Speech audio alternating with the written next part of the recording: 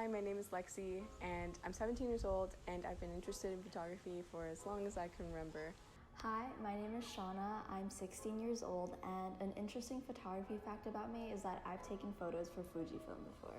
Hi, my name is Chase. I'm 16 years old, and I started taking photos in 6th grade. Hi, I'm Annika. I'm 17 years old, and my love for photography actually stems from my love for film. Hi, my name is Mari, and I'm 16 years old. An interesting fact about me and photography is that most of my photos are of landscapes and nature. Hi, my name's Gia. I'm 15 years old. Something cool about me in relation to photography is that when I plan my photos, I always have 3 to 4 prop ideas per shot, and these props are always so random. They're always Rubik's cubes or dream catchers or bangles.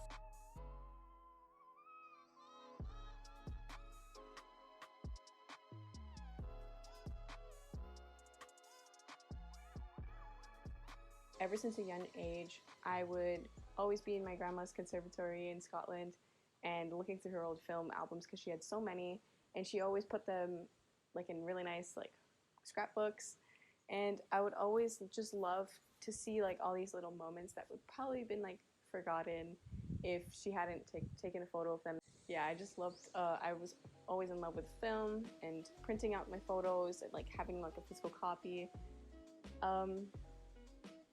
Although nowadays I do more conceptual and I'd say more artistic forms of photography, I still do love taking photos of my family and my friends on film. Photography is so technical, and it's so hard to get the right photo that when I do, I had such a good a sense of accomplishment, and photography to me is really special. My parents are avid photographers. When I was 7, I got my own camera because they were just so into photography. They go everywhere with their cameras, and that influenced me to go everywhere with my camera. I just find photography so beautiful. I think it's so true, as cliche as they say it is.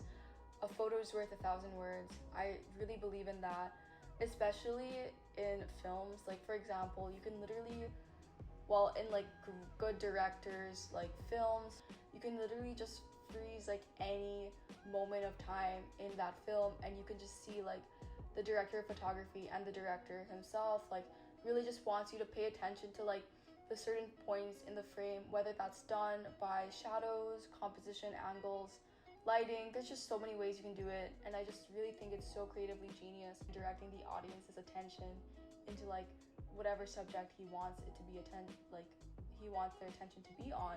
In 6th grade, I was only taking photos on my phone, so they weren't that nice and they weren't the best of quality.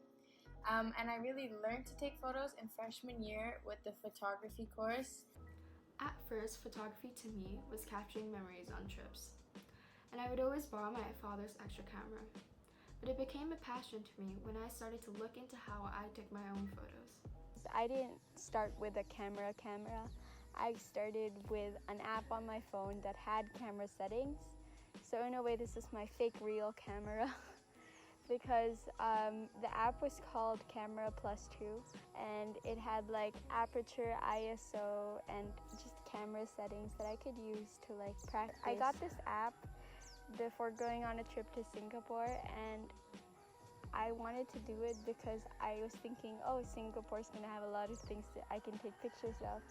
And so that whole trip, I remember I was taking pictures like crazy, and it was so fun. But obviously I was 9, so my pictures they were very, very amateur. But since then, I've been more mindful of how I compose my shots.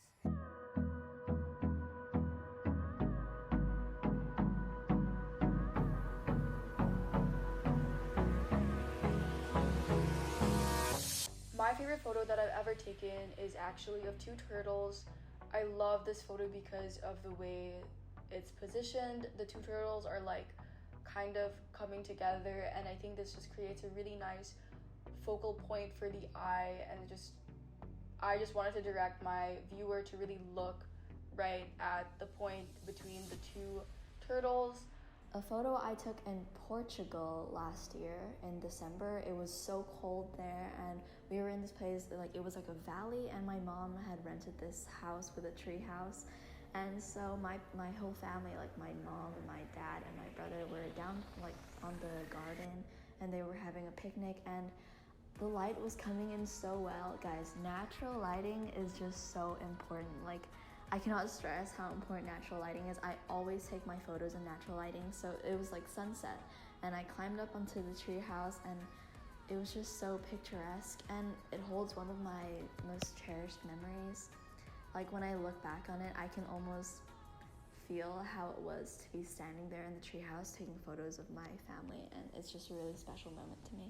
And it was the day before our final exhibition, and I really wanted to reshoot my photos because I just wasn't happy with them.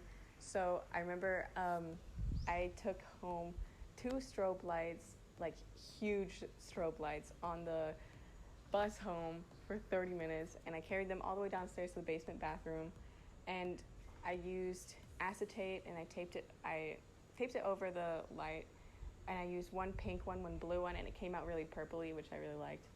And I really love the color scheme. It's very like romantic, which really contrasts with the eerie feeling of like the figure with a plastic bag over his head. Personally, like I've noticed my subjects are typically framed like towards like the right side of the frame.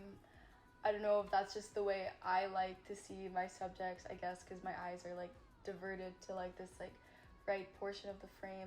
And normally like I like doing this through like foreground or even like what's in the background, just like the placement of subject. I love lines. I can't stress this enough. Like literally I strategically place myself in this line so that you're looking right at me. So I learned a lot of the basics in the classes that I took in school, but I'd say that when I actually started shooting outside of class is when I actually developed my own style and like my own taste for photography.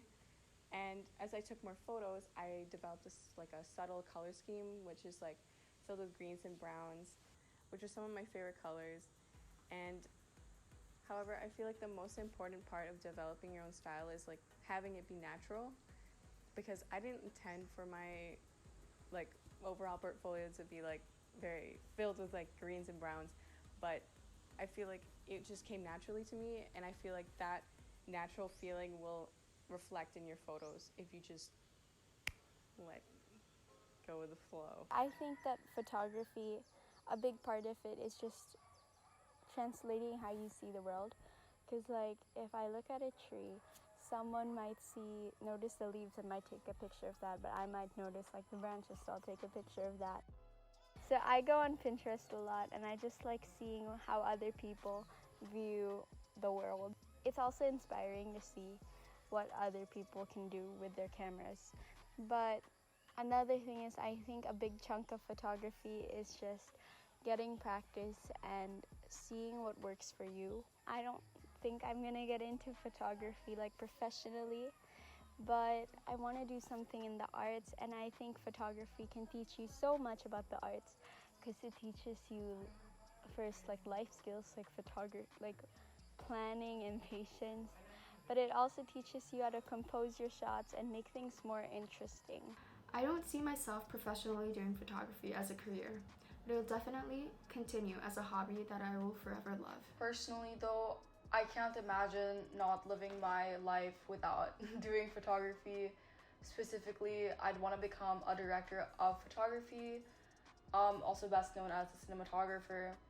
I would love to have a career in Netflix, literally like doing movies or in car commercials. For university, I'm planning on taking a dual degree and have one of those degrees be in fine art, and hopefully maybe it will be photography that I take or graphic design. But either way, I love photography, and I will definitely continue it in the future, as it's a strong passion of mine, and if I could have that as a job opportunity in the future, that would be a dream come true.